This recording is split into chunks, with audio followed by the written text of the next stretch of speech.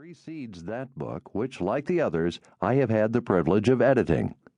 Suffice it here to say that the current manuscript, like the others, was tendered to me by my friend and now my lawyer, young Harrison Smith of the city. Smith has had the pleasure of knowing Cabot personally, having originally met him several years ago in New England, and having been able to renew the acquaintance briefly in New York City something over a year ago. Indeed, our first account of the Counter-Earth, Tarnsman of Gore, was entrusted to Smith personally by Cabot, who shortly thereafter disappeared. This manuscript, the third, was received, according to Smith, under substantially the same unusual conditions as the second, conditions which he kindly delineated in a preface contributed to that volume. In all this, I regret only that I have never had the pleasure of meeting Cabot personally.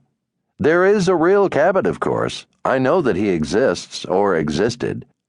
Insofar as I have been able, I have checked into these matters with great care.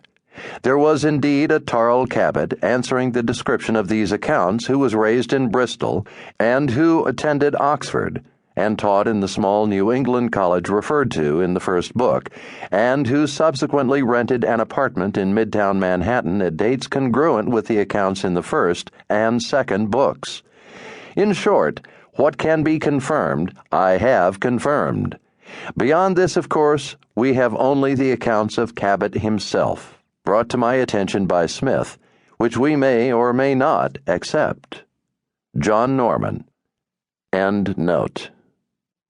I wished that I had had longer to visit the fair, for on other occasion at another time I should have sought eagerly to examine its wares, drink at its taverns, talk with its merchants, and attend its contests.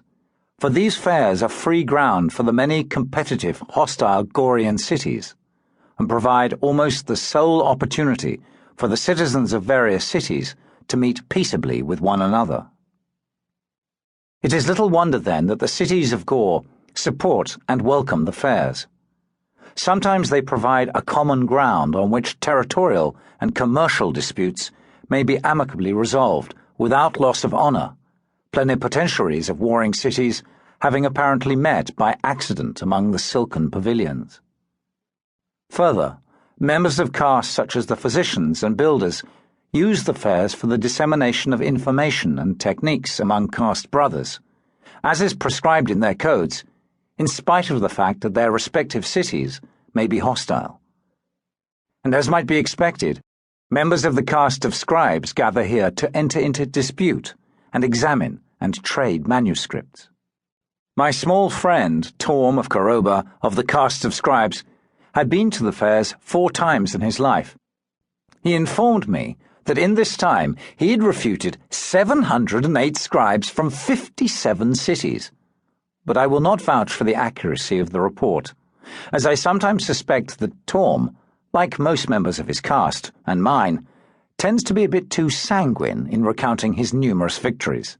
Moreover, I have never been too clear as to the grounds on which the disputes of scribes are to be adjudicated, and it is not too infrequently that both disputants leave the field each fully convinced that he has had the best of the contest.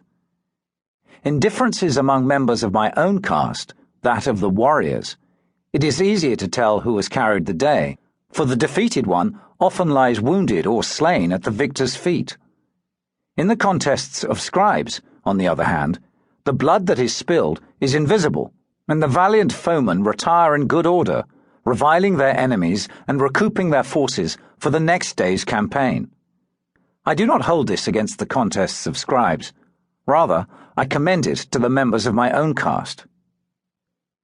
I missed Torm, and wondered if I would ever see him again, bounding about excoriating the authors of dusty scrolls, knocking the inkwell from his desk with an imperial sweep of the sleeve of his blue robe, leaping on the table in bird-like fury, denouncing one scribe or another for independently rediscovering an idea that had already appeared in a century-old manuscript, known to Torm, of course, but not to the luckless scribe in question.